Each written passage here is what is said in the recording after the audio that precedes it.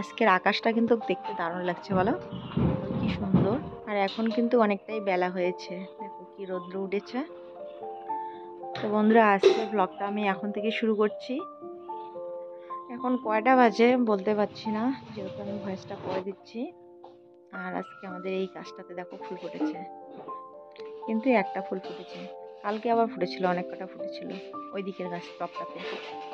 তো একসাথে অনেকগুলো ফুল ফুটলে দেখতে খুব সুন্দর লাগে, তাই আমি ওই ঝুলানো টবগুলোতে এই চারা গাছগুলো লাগিয়েছি। তো কেমন আছো বন্ধুরা তোমরা সবাই? ভগবানের কাছে প্রার্থনা করি তোমরা যে যেখানে আছো সবাই ভালো থাকো, সুস্থ থাকো। আর ভগবানের ইচ্ছায় তোমাদের ভালোবাসা ও আশীর্বাদে আমরা মোটামুটি ভালো আছি, বেশি ভালো বলতে পারবো না, কারণ আমাদের সমস্যা তো আমাদের পিছু ছাড়ে না, একটার পর একটা সমস্যা আমাদের পিছু লেগেই আছে। তো সকালবেলায় উঠে ঝাড়ু দেওয়া, বাসন মাজা হয়ে গেছে, বিছানাটা তোলা হয়নি, তো বিছানাটা আমি এখন তুলে নিচ্ছি। তো মেয়েরা ঘুম থেকে উঠে কেউ টিউশনে চলে গেছে, আর হিয়া যে ব্রাশ করে আসলো এইমাত্র, ওর বাবাও ব্রাশ করে নিয়েছে, বলছে কি কিছু খেতে দিতে। তো মুড়ি আছে ঘরে, মুড়ি কেউ খেতে চায় না, মুড়ি নিয়ে আসা হয়, শুধু আমি খাই আর ওরা খায় পেঁয়াজ, কাঁচা লঙ্কা, চানাচুর সমস্ত কিছু মাখিয়ে খায়। চানাচুর না থাকলে ওরা মুড়ি খেতে চায় না। তো তোমরা অনেকেই কমেন্ট করে বলো সকালবেলায় উঠে যেন খালি পেটে চানাচুর মুড়ি খায় না, গ্যাস হয়ে যায়। তো সেজন্য আমি চানাচুর আনতে দেই না, তবুও ওরা শখ করে মাঝে মাঝে নিয়ে আসে, খায়। তো বিছানা পেতে আলনাটা গুছিয়ে নিয়ে এবার চলে আসলাম এই রুমটা পরিষ্কার করে গুছিয়ে রাখতে। তো এইখানে যে বয়াম অনেক কিছু আছে, তো এগুলো ওইদিকে ছিল, এবার ওইদিকে সরিয়ে ওই জায়গাটা পরিষ্কার করে নিয়ে আবার জায়গা মতো রেখে দেবো। আর গ্যাসের চুলাটা কালকে রাত্রেবেলা এইখানে এনে রেখেছিলাম, তো হিয়ের বাবাকে বলছি গ্যাসের চুলাটা একদম রান্নাঘরে নিয়ে যাও, তো পরে সেটিং করে নেব। তো ওকে এখন আমি এই জিনিসটা দিয়ে দেবো, আর পুরো ঘরটা এখন ঝাড়ু দিয়ে পরিষ্কার করে নেব। আর এই রুমে দেখতে পাচ্ছ অনেক নোংরা, কিন্তু এই নোংরাগুলো না কালকে রাত্রেবেলায় ঝাড়ু দিয়ে এই রুমে এনে রেখেছি। রাত্রেবেলায় নাকি ঝাড়ু দিয়ে বাইরে বের করা যায় না আবর্জনা, সকাল সকাল সেজন্য বের করি আমাদের নি। রাঁধুনির ভাত তো হয়ে এদিকে গেছে। আবার হিয়ের বাবার ভাত হয়ে গেছে, ও ভাত কি কি সমস্ত রান্না কিছু করছে এত এখানে সুন্দর নিয়ে সেন্ট বাইর আসলো। হয়েছে। সকালবেলায় রান্নাটা আজকে ওই করলো, কারণ আমি একটু বাইরে কাজ করছি, আজকে ব্যস্ত আছি। কাঁকরোল ভাজা আর আলু সিদ্ধ, আর কালকের একটু তরকারি ছিল। তো ছোট মেয়ে আর মেজো মেয়ে স্কুলে যাওয়ার জন্য একদম রেডি হয়ে বসে পড়েছে। তো মেজো বলছে যে ভাতগুলো মাখায় দিতে হবে। আসলে ওরা তাড়াহুড়ো করে স্কুলে যায়, তখন ওদেরকে ভাত মাখায় দিতে হয়, আর এটা একদম ওদের অভ্যাসটা বলতে পারো। ভাত মাখায় না দিলে ওরা খাইতে চায় না, সকালবেলায় না খেয়ে স্কুলে চলে যেতে চায়। তো এইখানে যে ছোট মেয়ের জন্য ভাত রেডি করছি, মেজো মেয়ে বলছে আমার ভাত মাখায় দিতে লাগবে, নাহলে খাবো না। তো এখন ওর ভাতগুলো মাখায় দেবো, আর এদিকে ছোট মেয়ে আবার বলতেছে যে আমার ভাতগুলো ওইদিকে মাখায় দাও। ও ব্যাগের মধ্যে জল, বই ঠিকঠাক করে নিচ্ছে। আর হ্যাঁ, একটা কথা মনে পড়ে গেল, তো তোমরা যারা আমাকে প্রতিদিন কমেন্ট করো, প্রতিদিন এত এত ভালোবাসা দিচ্ছ, তোমাদের সুন্দর সুন্দর কমেন্ট আমি পাই। সময় মতো রিপ্লাই দিতে পারি না ঠিকই, কিন্তু কমেন্টগুলো আমি দেখি, কখনো দেখি কখনো বা একটু দেরিতে দেখি। তো যাই হোক, হয়ে গেছে আমাদের সকালবেলা, পুরো ঘরটা মুছে নিলাম। মুছে নিয়ে এখন এই যে মেয়েরা তো স্কুলে চলে গেল, তাড়াতাড়ি করে এখন বাসনগুলো মেজে স্নান করবো। আর মিতু ফোন করলো একটু আগে, ও নাকি আসবে আজকে আমাদের বাড়িতে। তো চলো তাড়াতাড়ি কাজগুলো শেষ করে নেই, দুপুরে রান্না বান্না করবো। মিতন সোনা আসলে একটু তুলে নিতে হবে, বাড়িতে কেউ নেই, বাচ্চারা সবাই স্কুলে গেছে। বড় মেয়েও আজকে গিয়েছে, ও অনেকদিন ধরে স্কুলে যায় না, তো বলছে আজকে ও স্কুলে যাবে, সকালেই বলছিল। সবাই তো স্কুলে চলে গেল,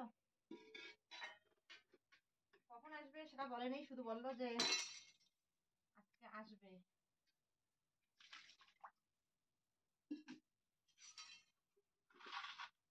ওইদিকে এত রৌদ্র পড়েছে, ওইখানে বসা যাচ্ছে না। তো একটু আগে যে কথাটা বলছিলাম, যে কালকে একটা কমেন্ট আসছিল, তো আসলে কি হবে, দাদা ভাই হবে না বোন হবে না দিদি ভাই হবে বুঝতে পারছি না। তো বলেছিল যে আমি নাকি কবিতা পড়ছি। তো আসলে আমার ভয়েসটা কখন কীরকম হয়ে যায় আমি নিজেও বুঝতে পারি না, মনে হয় মনের সাথে সাথে ভয়েসটাও চেঞ্জ হয়ে যায়। তো যাই হোক, আমি আসলে একটু কথা ভালো করে গুছিয়ে গাছিয়ে বলতে পারি না, আর আমার গলার সুরটা ওরকমই। তো কী আর করা যাবে, তোমরা একটু কষ্ট করে ম্যানেজ করে নিও, দেখে নিও, আমার পাশে থেকো, তোমাদের কাছে এটাই অনুরোধ করব। তোমাদের মধ্যে কারো যদি আমার ব্লগ একদম দেখতে ইচ্ছে করে না, আমার ব্লগ ভালো লাগে না, তো তোমাদেরকে তো আমি জোর করে আটকেও রাখতে পারি না, বলো। তো বন্ধুরা তাড়াতাড়ি করে স্নান করে চলে আসলাম।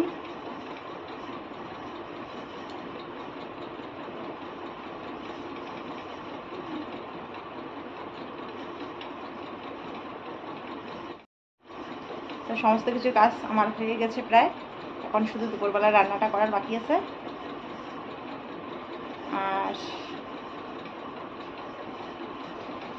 ভয়েস ওভারটা দিতে হবে, ভয়েস ওভার দিয়ে তারপরে রান্না বসিয়ে দিব। আর হিয়ের বাবা গিয়েছে একটু বাজারের ওইদিকে। তো 4-5 দিন আগে একটা কমেন্ট আসছিল যে আমার আমেরিকার কাকিমা আর লন্ডনের দিদিভাই যখন আমাকে হেল্প করতো, আমার জন্য টাকা পয়সা পাঠাতো, আমার তখন 9K 7K ভিউজ হয়েছিল, তখন নাকি আমি চ্যাটাং চ্যাটাং কথা বলে ভিডিও করতো। তো বন্ধুরা তোমরাই বলো, তোমরা যারা আমার প্রতিদিনের ব্লগ দেখো, আমার প্রতিদিনের কথা শোনো, তোমাদেরও কি তাই মনে হয় যে আমি সেই ভিডিওগুলোতে চ্যাটাং চ্যাটাং কথা বলেছিলাম? হয়তো আনন্দের মধ্যে আমার গলার সুরটা অন্যরকম হয়েছিল, হয়তো আনন্দের সাথে আমি একটু জোরে জোরে কথা বলতাম, আর কারণ পরিস্থিতির উপরেই সব কিছু। মন খুশি থাকলে কথাবার্তাও জোরে জোরে আসে, মুখে হাসি নিয়ে কথা আসে। হ্যাঁ, যখন পরিস্থিতি খারাপ থাকবে, মন মেজাজটাও খারাপ থাকে, তখন সেরকমভাবেই কথা আসে, সেরকমই লাগবে। সেরকমটা তো না যে আমি কোনো অহংকার দেখিয়ে তখন ভিডিও করেছিলাম, আমার তো সেরকম মনে হয় না, আমি বুঝতে পারি না। তোমরা যারা আমার প্রতিদিনের ব্লগ দেখো, আমার কথা শোনো, তোমাদেরও কি তাই মনে হয়? যদি আমার পুরানো ভিডিওগুলো কেউ দেখে না থাকো, তো তোমাদের কারো যদি সন্দেহ হয়ে থাকে, তাহলে তোমরাও গিয়ে সেই ভিডিওগুলো দেখে চেক করতে পারো যে আমি কোনো অহংকার দেখিয়ে তখন ভিডিও করেছিলাম নাকি। আর হ্যাঁ, আমি কিন্তু সেরকমটা রাগও করিনি, তোমরা কমেন্ট করেছিলে তাই আমি উত্তরটা দিলাম। আসলে তোমরা আমার ভিডিও দেখছো, আমাকে সাপোর্ট করছো, তো আমার কাছে তোমরাই ভগবান, তোমরাই আমাকে ভগবানের মতো আমাকে সাহায্য করছো এগিয়ে যেতে। তো যাই হোক, তোমরা বলতেই পারো, তোমাদের ভিডিও দেখে তোমাদের যেরকমটা মনে হবে সেরকমটা তোমরা বলতেই পারো। তো তার উত্তরটা আমার দিতে লাগবে, তাই বললাম আর কি। তো কিছু মনে করো না, যদি কোনো ভুল বলে থাকি তো আমাকে ক্ষমা করে দিও। তো কাকা শ্বশুরের বাড়িতে আবার আছে আজকে পূজা, তো সন্ধ্যাবেলায় যেতে হবে। বিকেলবেলায় যেতে চাইছিলাম, তো বিকেলবেলায় মনে হয় যাওয়া হবে না, তো সন্ধ্যাবেলায় যেতে হবে। আসলে বছর কি আছে আর কি, বাৎসরিক বছর কি আছে, তো সেজন্য যেতে হবে। তো মা মনে হয় গিয়েছে, মাকে একটু তাড়াতাড়ি করে যেতে বলছে, আমাকেও তাড়াতাড়ি করে যেতে বলছে। তো আমার তো যাওয়া হবে না মনে হয় তাড়াতাড়ি, তো দেখি সন্ধ্যাবেলায় যাব। কি রৌদ্র উঠছে, আর এই ঘরে একদম মনে হচ্ছে যে রান্না বসানো হয়েছে মনে হয়, এত পুরো রৌদ্রের তাপ লাগছে। বাহ, ঘরটা ঢুকতে ঢুকতে মনে হয় আগুনের গোলায় এসে পড়েছি, এরকম অবস্থা। কিভাবে কাজ করব? একটা ভাগ্নে বউ আসছে, ভাগ্নে বউ একটা কুর্তি নিয়ে আসছে আর একটা ব্লাউজ নিয়ে আসছে, বলছে এখনই খাপিয়ে দিতে। সকালবেলা মানে একটু আগে দিয়ে গিয়েছিল, এখন একদম টাকা নিয়ে চলে আসছে, বলছে আমাকে এখনই খাপিয়ে দাও, ভাদ্রি ভাত খেতে যাবে এই জামা পরে। তো আমি বলছি এত গরম লাগতেছে, আমি বিকেলবেলায় সেলাই করতাম, এখন আবার আমার রান্না করতে লাগবে। তো বলছে দাও এখনই দাও। তো চলো তাড়াতাড়ি জামাটা খাপিয়ে দেই, ব্লাউজটা নাকি পরে দিলে হবে, কুর্তিটা মানে আর্জেন্ট দরকার, কুর্তিটা আগে দিতে বললো। ওরে বাবা,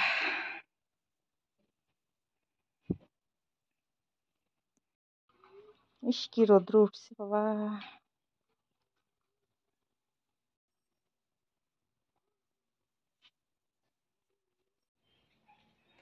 তো সেলাই করে দিলাম, নিয়ে গেল। তো চলো এবার রান্না বান্না করতে লাগবে। তো হিয়া বুনু এদিকে স্কুল থেকে চলে এসেছে, তো এখানে ও খাচ্ছে। তো আজকে কি কি রান্না হয়েছে বলো তো একটু?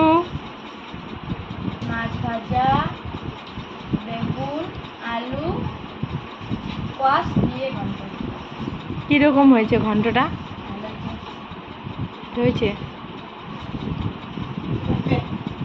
মা চলে আসলো। মা তুমি আমার লেসটা কেন ওকে দিয়ে দিয়েছো? দুইটা লেজ আছে।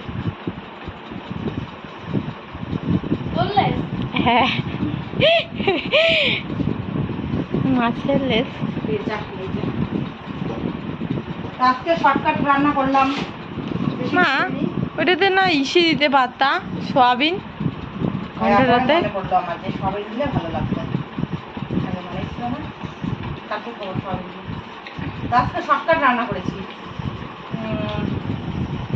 মানে কিছু ফোন করলো, তো ভাবছিলাম যে ওরা আসবে, ডাল রান্না করবো, ভাত রান্না করবো, আর মাছ নিয়ে এসছে, মাছ রান্না করবো। তো এরপরে ফোন করলো যে আসবে না, তো সেজন্য আর ডাল রান্না না করে এই যে মাংস রান্না করেছি আর মাছ ভাজা করেছি। মেয়েরা বলতেছে যে ভাজা মাছ খাবে, আর বাবাও ভাজা মাছ খেতে ভালোবাসে, তো সেজন্য মাছের তরকারিও আর রান্না করলাম না। আর রাত্রেবেলায় মানে শুধু দুপুরবেলায় খাবো, রাত্রেবেলায় যাবো কাকা শ্বশুর বাড়িতে, তো সেজন্য আর কি কিছু রান্না করলাম না। খুব গরম লাগছে, গরমের মধ্যে বেশি আইটেম করা যাবে না। তো এইখানে দেখো এই যে কোয়াশ নিয়ে এসেছিলো, এখন ভাবতেছি কি রান্না করব। তো কোয়াশ, সজি কচু, বেগুন, ডাঁটা সমস্ত কিছু দিয়ে মাছের মাথা দিয়ে এই যে ঘন্ট বানিয়েছি। মাছের মাথাও দিছো? হ্যাঁ, আর এখানে ভাজা মাছ করেছি। তো বাবা মার ওদের খাওয়া হয়ে গেছে, আর এখানে আমরা খাবো গরমে। মির্জা, আমি, বাবা কোথায়? আমার বাবা, আর হয়ে গেছে। তা আমি এখন স্নান করবো আগে, তারপরে সবাই খাবো। ছোট খাচ্ছে, ছোট নাকি খিদে পেয়েছে। আর গরমে স্কুল থেকে এসে লবণ তেল দিয়ে ভাত খেয়েছে, আমার তরকারি হয়নি। আজকে তাড়াতাড়ি স্কুল ছুটি দিয়েছে, পরীক্ষা শুরু হয়েছে নাকি 11-এর। জল নিয়ে আসিস নি? জলটা দেখুন, দেখতো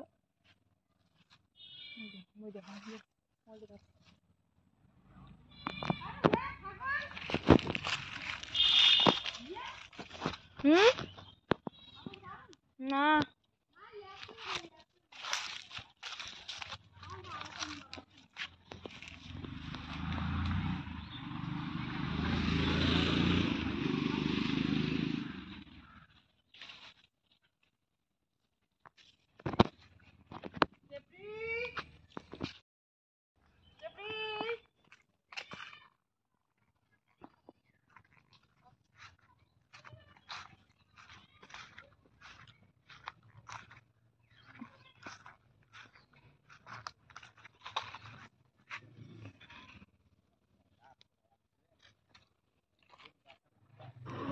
তো খাওয়া দাওয়ার পর আমি মোবাইলে কাজ করছিলাম, এমন সময় বড় মেয়ে বলছে মা টেপরিকে খুঁজে পাওয়া যাচ্ছে না। ওই স্কুল থেকে এসে এই যে লবণ তেল দিয়ে ভাত খেয়েই তখন থেকে টেপরিকে খোঁজা শুরু করেছে। তো আমি বলছিলাম যে আসবে, ও প্রতিদিনেই এরকম করে ঘুরে ঘাস পাতা খেয়ে আবার বাড়িতে চলে আসে একটু পর পর, কিন্তু আজকে আসতেছে না। তো অনেকক্ষণ ধরে খুঁজছে, আসছে না। ও একদম এদিকটা খুঁজে খুঁজে গেছে, অনেকবার খুঁজে গেছে। তো আমি ভাবছি ওই যে দেখো ওইদিকে অনেকগুলো ছাগল দেখা যাচ্ছে, তো সেখানে আছে নাকি, তাই যাচ্ছি সেখানে। তো বলছে যে ওইখানে ও খুঁজে দেখে আসছে, নেই ওইখানে। তবু আমার মন মানছিল না, আবার গেলাম, গিয়ে দেখি নেই ওইখানেও, টেপরি নেই। সেই দুপুরবেলা থেকে দেখো খোঁজা শুরু হয়ে গেছে, আর এখন কিন্তু বিকেল, শেষ বিকেল, তবু এখনও পাচ্ছি না। হিয়ের বাবাকে বলছি বাঁশঝাড়ের ওইদিকে একটা ড্রেন আছে, আবার টেপরি গিয়ে ড্রেনের মধ্যে পড়েছে নাকি দেখো তো গিয়ে। তো ও গেল ড্রেনের ওইদিকে খুঁজতে, আর আমি ওইদিকে ছাগলগুলো বাঁধা আছে সেখানে খুঁজলাম। তো খুঁজতে খুঁজতে একদম ওই দিকে চলে গেলাম, দক্ষিণ দিকে, ওই দিকটাও না, উত্তর দিকে, ওই দিকেও খুঁজে আসলাম, ওই দিকেও নেই। জঙ্গল ঝাড় চারদিকে খোঁজা হচ্ছে, কিন্তু পাওয়া হচ্ছে না। তো মনটা ভালো নেই, সবাই খুব চিন্তার মধ্যে ছিলাম, সবার মন একদম মন মরা হয়ে গেছে। বড় মেয়ে তো বাড়িতে একদম হাউ হাউ করে কান্না করতেছিল এতক্ষণ। ওর বাবা ধাওয়া দিল, বলতে যে কোথায় আছে, আসবে আসবে। ধাওয়া দেওয়ার পর একটুখানি চুপ হয়েছে, চুপ হয়ে মানে আর মুখে আওয়াজ বের করতে পারছে না ওর বাবা ধাওয়া দিবে বলে, কিন্তু একদম মুখ বন্ধ করে কান্না করছে, কান্না করতে করতে চোখ ফুলে গেছে, একদম লাল হয়ে গেছে। কোথাও চোখ খুঁজে মুখ। পেলাম না, সবাই আর কি চারদিকে সবাই, ওর হিয়ের বাবা আবার ওইদিকে গেল, কোথাও খুঁজে পাওয়া গেল না। পরবকে বলতেছি ছাগল পোষা বন্ধ করে দে, কারণ একটা করে ছাগল পোষে আর মায়া লাগায়, তখন হয় অসুখ হয়, না হলে হারিয়ে যায়, এভাবে বারবার ওর কান্নাকাটি করে, খুব কান্নাকাটি করতেছে বাড়িতে। সবাই খুঁজতেছে, মা ওইদিকে খুঁজতেছে, হিয়া, আমি, ওর বাবা, সুদীপা, তারপরে পাশের বাড়ির এক যা আমার, ওই দিদিটাও খুঁজতেছে। মানুষের না ছাগল লাগ, বড় বড় ছাগল লাগ। ওই যে দেখো ওইখানে বড় মেয়ে কান্না করছে দাঁড়িয়ে দাঁড়িয়ে,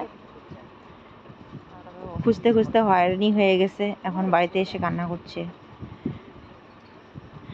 আর আমাদের টেপরিকে শুধু আমাদের বাড়ির লোকজন যে শুধু মায়া করে তা না, পাড়া প্রতিবেশীও অনেকেই টেপরিকে ভালোবেসে ফেলেছে, অনেকেই টেপরির জন্য মায়া করে।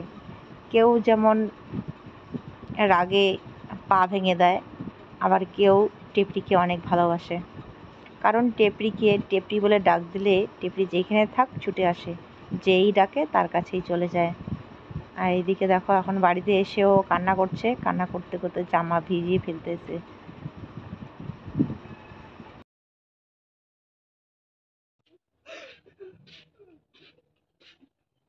কান্দিন না। ওর কান্না দেখে আমি খুব চিন্তিত হয়ে গেছিলাম যে কিভাবে তাকে সান্ত্বনা দিব, কিভাবে বোঝাবো। একটা করে ছাগল পুষিবে আর কান্দিবে, এবার থেকে ছাগল পোষা বন্ধ করে দেবো, এইটাই লাস্ট। দেখো ভাঁ পাড়ে অতি নাচ নাকি। খাওয়া দাওয়ার পর আর বাসন মাজতে পারিনি, বাসনগুলো কলে পাড়েই রেখেছি। ভাবলাম যে টেপরিকে আগে খুঁজে বের করি, তারপর বাসনগুলো ধুয়ে নেব। উত্তর দিকটা খোঁজা হয়ে গেছে, এবার চলে আসলাম আমরা দক্ষিণ দিকে। আর রাস্তা দিয়ে একদম সাইকেল, বাইক, লোকজন হেঁটে চলছে। সবাই গিয়েছিল বল খেলা দেখতে, এবার বাড়ি ফিরছে সবাই। তো রাস্তা দিয়ে বেশি যেতে পারছি না, গাড়ি চলছে, লোকজন দেখছে। তো এই যে এইদিকে দোলার এদিকে এসে খোঁজা শুরু করে দিয়েছি। যেখানে যেখানে ছাগল আছে ওইখানে ওইখানে খুঁজলাম, আবার জঙ্গল ঝাড় সমস্ত দিক দিয়ে খুঁজছি আর ডাকতেছি, কারণ টেপরিকে ডাক দিলেই তো ও ইশারা দেয়, কান্না করে, কিন্তু কোথাও ওর আওয়াজ পাচ্ছি না। হয়তো এই ভিডিওটা দেখেও অনেকেই বলবে যে কি এই সমস্ত শেয়ার করছি। তো দেখো আমাদের লাইফস্টাইলে যখন যেটা আমাদের সাথে হয় তখন সেটাই আমরা তোমাদের সাথে শেয়ার করার চেষ্টা করি, যে আমাদের সাথে কি কি হচ্ছে, কিভাবে আমাদের দিনগুলো কাটছে, কিভাবে আমরা জীবন যাপন করছি। তো এটাই হয়েছে আমাদের ব্লগ। এদিকটা বেশি জঙ্গল, এদিকে একটা বড় বাঁশঝাড় আছে আর গাছ বাগান আছে। তো মাঝে মাঝে এদিক থেকে শিয়াল যায়, গিয়ে ছাগল বাছুরকে মানে তাড়া করে, আর এদিকেই ছুটে নিয়ে আসে।